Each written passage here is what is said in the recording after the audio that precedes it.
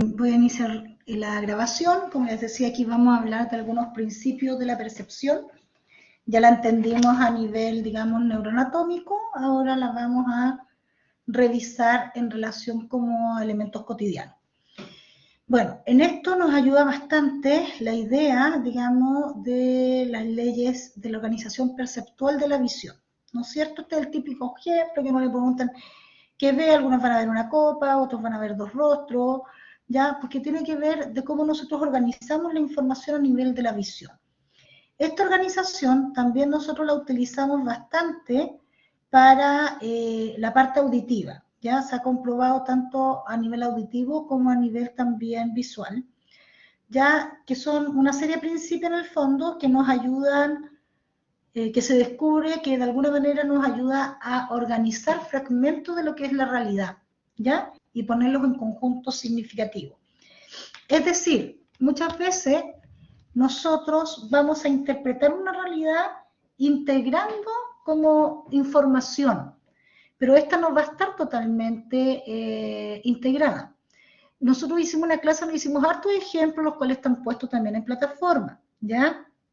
Yo ya los revisé, por lo cual son ejemplos que si a alguna se les complica, los pueden ver, ¿ya? ¿Cuáles son las leyes más válidas para los estímulos visuales y auditivos? El cierre, la proximidad, la semejanza, la continuidad y la figura y fondo, ¿ya? Yo acá les voy a dejar de presentar y voy a mostrarles un poco muy en general. Lo que me interesa acá, que tengan con bastante claridad qué diferencia una de la otra, o qué caracteriza a cada una, ¿ya? Entonces, ya, acá. Voy a tomar esta diapositiva. Y aquí nosotros, fíjense que está el principio de proximidad, de semejanza, continuidad, el de figura y fondo y el de cierre. Ok. La proximidad, si se dan cuenta, tiene que ver con cuando vemos objetos más próximos en distancia, tendemos a agruparlos, ¿ya? Acá, por ejemplo, podemos ver 6 círculos, pero también podríamos agruparlos podríamos decir son 3 filas, no, perdón, es una fila con círculos organizados de a dos para generar una unidad. Esto tiene que ver con nuestro principio de proximidad, o sea, de cuán próximo está la figura una de otra, vamos a tender a categorizarla en una misma unidad, ¿ya? Ok, es bien interesante, nos pasa bastante con los números de teléfono. Si se dan cuenta, cada uno como que cuando toma su número de teléfono lo tiene como de una manera, ¿ya? Por ejemplo, el mío, yo lo tengo como 96525267 y en mi cabeza, perceptivamente, al escucharlo, lo siento como 2 números. Pero si me dijeran, hasta me cuesta hacerlo, 96, 52, 52, ya, 96, 52, 52, 47. A la primera, no sé cómo lo organizó. Hay una proximidad de números, ¿ya? Lo organizamos en pares, ¿ya? Pero en el fondo, si se dan cuenta, cada uno genera como una forma distinta de organización y esto tiene que ver con, por ejemplo, puede ser por una proximidad entre 2 números que los cuales tú puedes hacer un número mayor, ¿ya? Por ejemplo, en vez de 96, tú podrías decir 96, ¿ya? Y eso te ayuda como a organizar. Otro principio es la semejanza, que ese es como bastante claro, que yo organizo, porque en el fondo acá se trata de cómo yo integro la información y la llego a organizar para poderla comprender. Entonces, por ejemplo, en el principio de semejanza, lo que uno hace es categorizar, ¿ya?, los objetos o los elementos en relación a ciertos criterios comunes. Acá ustedes ven desde la imagen que lo podemos hacer como objetos que son más, ¿cómo se llama esto? como óvalos, otros que van a tener como una forma más cuadrada y otros más triangular, ¿ya? ¿Cómo lo hacemos a nivel auditivo? Si ustedes escucharon una serie de palabras, lo más probable es que para poder categorizarlas utilizarían los principios de semejanza. ¿Cuál podría ser un principio de semejanza? Agrupar de las palabras que yo escucho todas las frutas, ya, o sea, claro, todas las frutas en esa unidad. O sea, por ejemplo, si me dijeran manzana, plátano, limón, estuche, lápiz, vaso, tijera. ¿Qué voy a hacer yo internamente? Inmediatamente voy a intentar organizar esos objetos con ciertos principios de semejanza entre ellos para poderlos agrupar, ¿ya? En el principio de continuidad, ya, si ustedes se fijan ahí, claro, uno puede decir, no, hay puras líneas, ya, líneas cortitas, como esto, ¿cómo se llama esto? Como reglones. Sin embargo, podemos hacer una continuidad y decir, eso parece, no sé, es como una, cuando uno dibuja las ondas, ¿ya? Ok, lo mismo, por ejemplo, acá abajo, el de figura y fondo lo usamos mucho, tanto en lo visual como en lo auditivo, que tiene que ver con a qué le tomo atención, cuál es el foco que hago, si a un estímulo o a otro, ¿ya? Ok, y el principio de cierre ya tiene relación de que en el fondo, a pesar que no se da toda la información, ya en este caso no se da toda la información visual, ¿ok? Yo tiendo a hacer un cierre en relación a figuras conocidas. Por ejemplo, ustedes hacia el lado derecho ven un panda, ¿no es cierto? Sin embargo, no, o sea, nosotros vemos el panda, pero es por algo que interpretamos y que sabemos que está, que lo asociamos a eso. Pero si yo voy a otro país, no sé, a otro mundo donde no hay panda, la verdad es que no podríamos hacer la interpretación porque no es un panda, es una figura sin cierre, o sea, atrás no tiene cierre, o sea, en la parte de atrás no hay un cierre, nosotros lo suponemos en la parte blanca con la oreja, ¿ok? Pero en el fondo no está el cierre, ¿ya? Entonces, esto que puede ser algo como, ¡ay, qué interesante! Lo usamos en la vida diaria continuamente, ¿ya? ¿Ok? O sea, por ejemplo, incluso si yo ahora estoy hablando y dejarse de decir algunas palabras, ¿ya? O algunos tonos, ustedes lo más seguro es que rellenarían esa información con el historial que ustedes tienen en sus memorias, ¿ya? Un poco en esa idea va la idea de la percepción visual y auditiva, que en el fondo nosotros no siempre vamos a tener toda la información completa, pero la interpretamos en relación a nuestras propias experiencias. Y estas leyes gestálticas se ven que son elementos comunes en nuestra forma de organizar la percepción, tanto visual como auditiva, ¿ya? Por otra parte, vimos también ahí algo bien importante que tiene que ver con, que también lo trabajamos como en un taller, con las nociones de espacio y tiempo, ¿ya? ¿Y qué quiere decir esto ya? Si bien ya tenemos claro que hay ciertas leyes gestálticas que son parte de cómo nosotros organizamos nuestra información visual y nuestra información auditiva, ¿ya? Aquí yo me voy a saltar porque eso ya lo vimos, ¿ok? También, estos son puros ejemplos, digamos, de lo que estábamos hablando, ¿ok? También es importante saber que para hacer este análisis nosotros necesitamos esta área de asociación que hablábamos, ya adelante, que la estábamos hablando adelante cuando hablábamos de que cuando se percibe hay una área de asociación multimodal, que en este caso, por ejemplo, aquí hay una pareto occipital temporal de asociación donde anteriormente vimos una vía dorsal, voy a ponerme acá, que tenía que ver con la información ya que vamos recepcionando desde las vías primarias, ya, perdón, desde las vías primarias hasta generar esta parte sensorial, ya, perdón, esta parte visual secundaria integrada por la parte parietal, y teníamos una del qué. ¿ya? El que tenía que ver con poder nombrar los objetos, reconocerlos como nombre, ¿ya? Y también es un área de asociación, pero que aquí se tiene que conectar con áreas de Wernicke, por ejemplo, en la parte temporal, para generar una comprensión del concepto. Lo que vamos a ver ahora va a relacionarse más con lo que son las áreas de asociación Pareto-occipital. Tenemos claro que también les damos nombre a las cosas, pero lo que vamos a revisar como organización visual es esta organización visoespacial, ¿ya?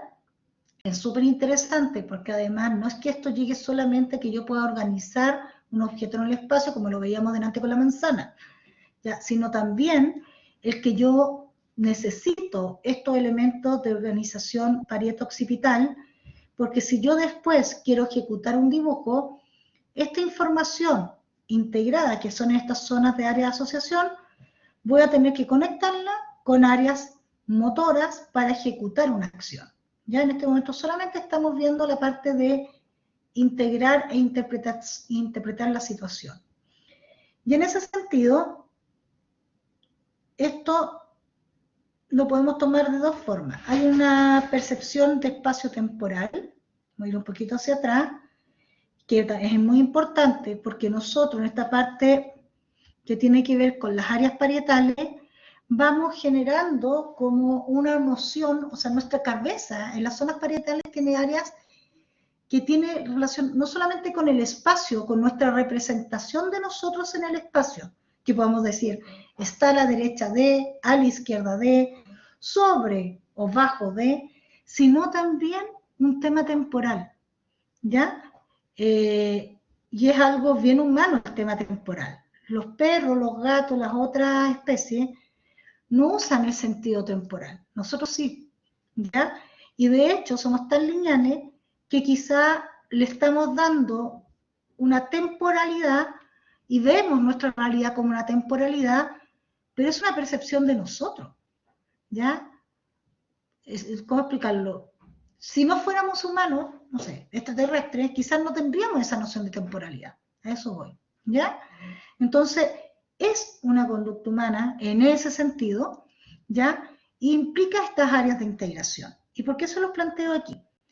Porque esto es lo que se llama la percepción espacio-tiempo, ¿ya? Y la percepción del espacio-tiempo nos permite algo como lo que sale acá. Si yo voy a cruzar la calle, debo considerar varios factores. Lo hago en milisegundos, ni siquiera me doy cuenta. Pero voy viendo cuánto se demora un auto en pasar según su velocidad. La intuyo, ¿ya? Pero la intuyo no desde la nada, sino de las experiencias previas que tengo. Puedo decir, oye, mira, está como en el 70, o va a 50 kilómetros, o va muy rápido, por lo cual no voy a cruzar. Y eso es una percepción del espacio y tiempo. ¿Ya? ¿Por qué? Porque en el fondo tengo que ver dónde estamos y cuánto tiempo se va a demorar en llegar o no si yo cruzo la calle, y eso va a determinar si yo voy a cruzar la calle o no. Pongámosle, por ejemplo, que estemos en un festival, ¿ya? Y yo tengo que cruzar la calle y hay un montón de gente y los autos van bien lentos. Lo más probable es que yo me demore lo que quiera en cruzar la calle.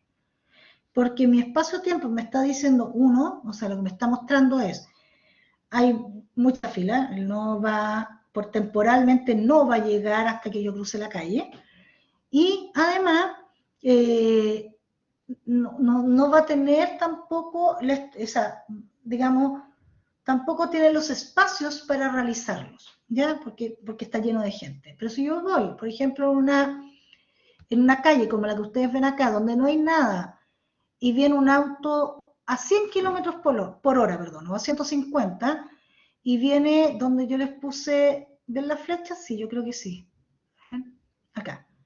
Y va donde está mi flechita, ¿ya? O sea, se ve, y yo voy a cruzar la calle, obviamente que no la voy a cruzar, porque si va a 100 kilómetros por hora, lo más probable es que no va a parar por la cantidad de fuerza, pero además, si voy a tratar de cruzar, me va a atropellar porque lo más probable es que me va a alcanzar. Entonces, mi decisión va a ser, no voy a pasar. ¿Ok? Entonces, para eso nos ayuda las percepciones espaciotemporales. Este es un ejemplo chico, pero nos ayuda para varias cosas. Por ejemplo, cuando uno tiene que cocinar. de los tiempos, ser consciente de los tiempos, ¿ya? Y cuando hablamos del espacio, tiene que ver con justamente lo que nos rodea, ya cómo yo me puedo movilizar en ese espacio. ¿Ok? Ahora, esta percepción, digamos, del espacio-tiempo tiene dos elementos. Uno que es la percepción espacial, ¿ya? Y otro que es la percepción temporal. Ahora, de estos dos elementos se integra. ¿Qué hay que entender acá? Por un lado hay que entender que nosotros, ya, tanto la percepción espacial como temporal es evolutiva, es decir, que se va desarrollando con el tiempo. Los niños desarrollan primero la percepción espacial, ¿ya? Y poco a poco, en la medida en que la van desarrollando y van organizando su espacio, pueden ir comprendiendo la organización temporal. La organización temporal, por ejemplo, tiene que ver con que yo sepa que en la mañana se toma desayuno, a la hora del almuerzo y en la noche se hace cena, por dar el ejemplo, u 11, como lo hacemos acá en Chile, ¿ya? Entonces, lo primero que vamos aprendiendo es tomar conciencia sobre nuestro propio cuerpo, y a eso se le llama que la percepción espacial consiste en que yo pueda analizar ya las sensaciones espaciales, en referencia a mi cuerpo y organizarlas y comprenderlas, ¿ya? Es tan importante como saber, por ejemplo, cuánta distancia tengo, por ejemplo, ahora que yo estoy sentada, de echarme hacia atrás y poder levantarme para salir, ¿ya? Si yo no tengo ese cálculo, o sea, si yo no hago una referencia del espacio y de mí, yo sé que, por ejemplo, detrás de mí no está la parte, digamos, no está el final de la pared, por lo cual, si trato de levantarme, lo voy a poder hacer, ¿ya? Entonces, tengo que tener esa noción temporal, de esta noción espacial, de cómo estoy yo en referencia con los otros objetos, ¿ya? A eso un poco se refiere. Y la percepción temporal tiene relación ya con tomar conciencia de las unidades de tiempo, de ordenar y organizar los fenómenos en tiempos y también asociarlos como a este orden mental, ya una representación mental con un orden, por ejemplo, que el que tenemos nosotros como adultos, que es pasado, presente, futuro. Futuro, planifico. Presente, estoy aquí. Pasado es lo que hice antes, ¿ya? Y hay un pasado inmediato y un pasado que tiene más tiempo, digamos, que está en nuestra memoria. Solo esa unidad de tiempo implica por lo menos 8 años de nuestra vida. Cuando nosotros tenemos más o menos 3, 4 años, somos conscientes del tiempo, pero recién estamos pensando en entenderlo en cosas muy familiares, como por ejemplo la cena o el almuerzo, ¿ya? O la temporalidad, cuando mi papá me dice, no, son 10 minutos, ¿ya? Que nunca son 10 minutos, a veces son menos y otras veces son más, pero eso significa la percepción temporal. Cosas como tan simples de que yo les podría decir, miren, llevamos 1 hora y media trabajando todos estos conceptos, pero como lo hemos parcelado, en el fondo cada uno de los videos son como de 20 a media hora por video. Estoy inventando, pero lo que estoy tratando de decir es que todo lo ponemos en un espacio temporal, ¿ya? Yo creo que ahí es importante como tener claro estos dos conceptos, que es la percepción espacial, que tiene referencia al espacio, pero con mi propio cuerpo como referencia, y la temporal, que tiene que ver con ser consciente de que hay un orden, de que hay una unidad, de que hay un antes, un durante y un después, por ejemplo, ¿ya? Y acá lo que un poco explica es que no puedes dividir ambas cosas porque ambas se dan en el mismo tiempo. Es como, son dos elementos del mismo fenómeno, ¿ya? Por ejemplo, ahora que yo estoy haciendo la clase, tiene un tiempo que ustedes lo usan en clase, pero lo estamos usando acá, pero también en un lugar, ¿ya?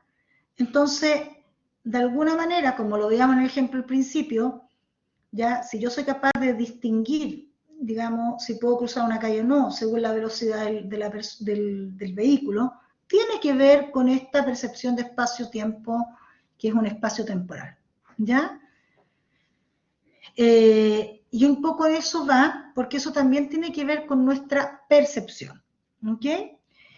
La verdad que un poco la idea de la evolución de la percepción del espacio, al principio, como dice ahí, hay una vivencia muy motriz. Los niños hasta como los 6 años trabajan mucho más todo lo que, o sea, de hecho, su etapa primero sensorio-motora, y en esa sensorio-motora, que es de los 0 años hasta los 2 años, el niño aprende a caminar,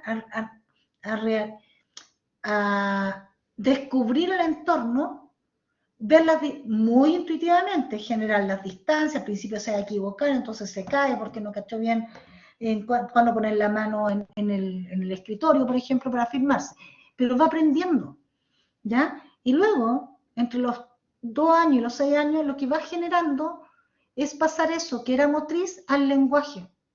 Entonces tú le puedes decir dónde está adelante, dónde está atrás, arriba, abajo, y él lo va a ir entendiendo. Y eso son indicaciones de los espacios. Igual, a la izquierda o a la derecha, bueno, eso lo aprenden mucho después, pero en el fondo ellos sí ya empiezan, no es solamente aprender el sobre qué, o sea, el sobre la silla, y lo comprende lingüísticamente, es que ahí también está usando una noción temporal y del espacio, ¿ya?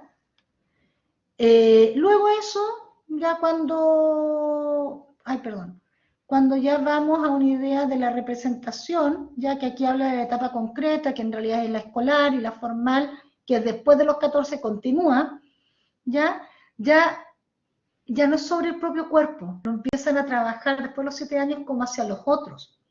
Estoy a la derecha de, estoy bajo de tal persona, o sea, y eso más o menos empieza ya a los 6, 7 años. Y luego ya los juicios, los puntos de vista y la época tanto y el análisis de un tiempo temporal con otro, eso ya es cuando somos mucho más adultos, ¿ya? De la adolescencia hacia arriba. ¿Ok? ¿Qué parte importante acá? Poder entender que la orientación espacial, ya, que esta idea de mantenernos, la orientación espacial tiene relación, o sea, perdón, que dentro de la percepción del espacio es importante el concepto de orientación espacial. Y lo que implica la orientación espacial es saber dónde nosotros nos localizamos, cómo nosotros sabemos dónde estamos. Por ejemplo, yo en este momento sé que estoy hacia, me cuesta hasta la izquierda y la derecha, pero hacia el fondo de mi sala, de mi oficina, ¿ya? Más hacia el lado izquierdo que el derecho, ¿ok? Y mi cabeza está recta, mirando hacia ustedes, que los tengo en línea, y leyendo lo que está planteándose acá. Entonces, toda esa información que yo les di, se ubica mi cuerpo en una situación, ¿ya? O sea, estoy encima, debajo, dentro, fuera, al lado, ¿ya? Atrás, adelante, perdón, situación. Estoy encima, dentro, fuera, la orientación, si estoy arriba, abajo, en la derecha o la izquierda, que es un poco lo que les decía recién, hacia atrás estaba, y la distancia tiene que ver con cerca de qué estoy. Entonces yo podría decir, estoy a 2 metros, ¿sí? Como a 2 metros de mi puerta. Eso ya es una distancia, la estoy suponiendo, pero hay una distancia y yo con esos 2 metros puedo decir, ah, chuta, entonces hay harto espacio en esta oficina, ¿ya? La situación o ubicación del propio cuerpo, yo creo que ahí, por ejemplo, como yo ahora estoy en mi oficina, yo les podría decir que estoy encima de mi silla, ¿ya? ¿Ok? Y dentro de la oficina, ¿ya? Estoy dentro de la oficina, encima de mi silla y, bueno, y mis brazos están sobre el escritorio. Si se dan cuenta, eso tiene que ver con la ubicación de mi cuerpo. La orientación, estoy hacia la izquierda, ¿ya? Distancia hacia 2 metros, más o menos tengo 2 metros de distancia entre donde estoy yo, que es mi escritorio, y la puerta, ¿ya? Fíjense que eso es orientación espacial y si nosotros no tenemos claridad de eso, no nos podemos situar en el espacio. Y lo peor, que no podemos tener una memoria que nos permita revivir esos momentos en la percepción espacial. Ya, también es importante un poco acá el poder, como dice aquí, estructurar la parte espacial en relación proyectiva y euclidiana. La verdad es que yo creo que acá es importante saber que podemos situar los objetos en el espacio, ¿ya?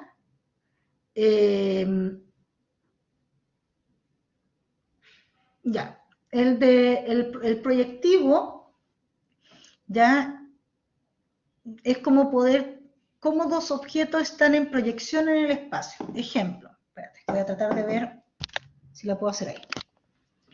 Ya, yo puedo decir que la proyección acá, ya, aquí hay una proyección donde tengo en el espacio entre el vaso y la taza, ya podemos ver que hay un espacio, digamos, no muy grande, ¿ya?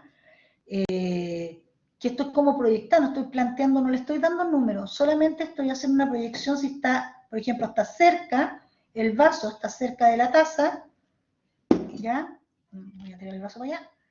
O el vaso está lejos de la taza, ¿ya?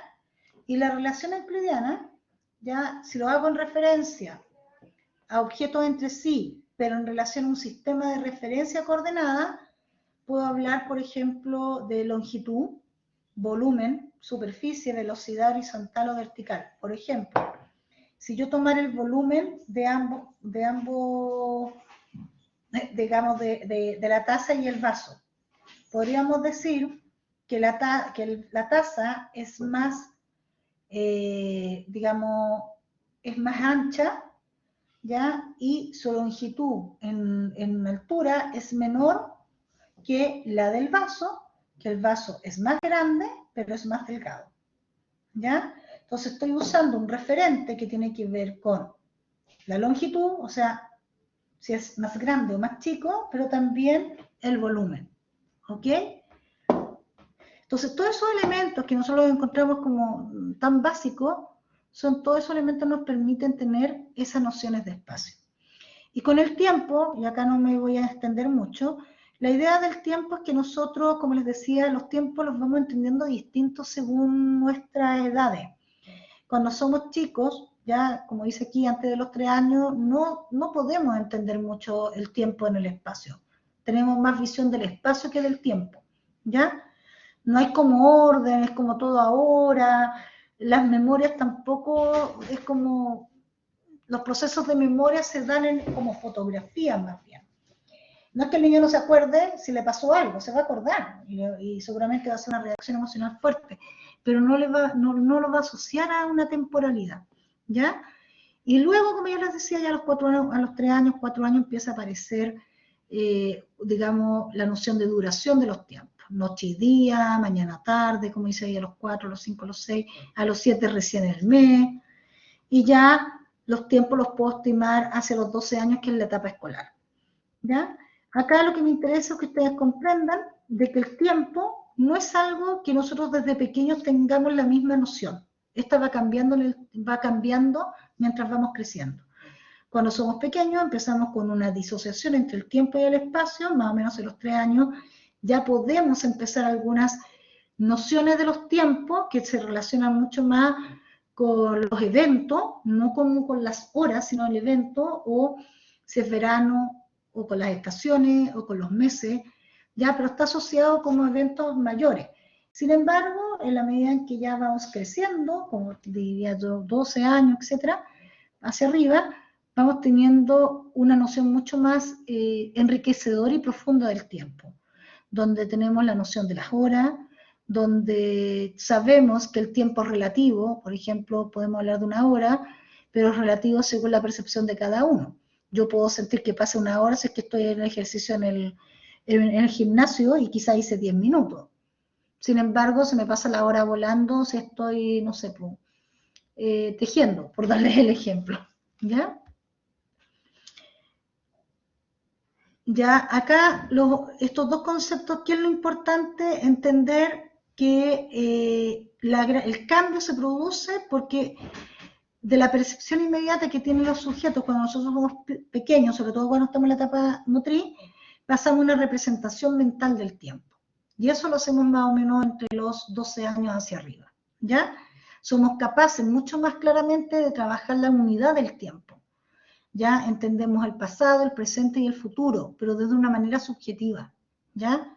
Como representación mental, no como una percepción inmediata que es ayer fue domingo, bueno, ayer fue jueves, ¿ya? ¿Ok? Eso es una percepción súper inmediata. La representación mental implica decir, en el pasado, hace 5 años atrás, yo hice tal cosa. Ahora estamos en el presente, es ahora. Futuro, lo que yo quiero hacer la otra semana, no le ponemos fecha, día, somos más profundos y más cualitativos en ese tipo de concepto. ¿Ya?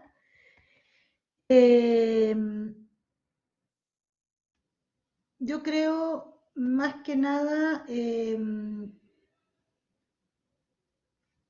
yo creo que los conceptos que planteé ahora son como los más importantes, ¿ya? Y bueno, estos dos elementos, lo que hablábamos del espacio y el tiempo, generan esta percepción de espacio temporal y que podamos tener como una integración de una experiencia vivida, como también estructurar nuestras experiencias en un espacio y un tiempo. Cuando nosotros veamos memoria, nos vamos a dar cuenta que nosotros, hay un tipo de memoria que se llama episódica, ¿ya? Que es como que nosotros registramos los episodios de nuestra vida. Y muchas veces, cuando los sentimos, cuando volvemos a esos espacios, por el olor o por una canción, somos capaces de mostrar toda esa experiencia vivida. Y es muy rica, no solamente lo que hiciste, sino que pones, es verano, estaba lloviendo, o no estaba lloviendo, pero había sol, hacía calor, me acuerdo, porque me comí un helado. Cuando iba tanto, eran como las 2 de la tarde, e iba en un parque, y uno se va imaginando todo el lugar. Y eso porque ya tiene una representación de ese espacio. ¿Ya? Ya eso es una percepción espacio-temporal que la usamos mucho. Es una capacidad importantísima de nosotros. ¿Ok? Bien, corta hasta aquí.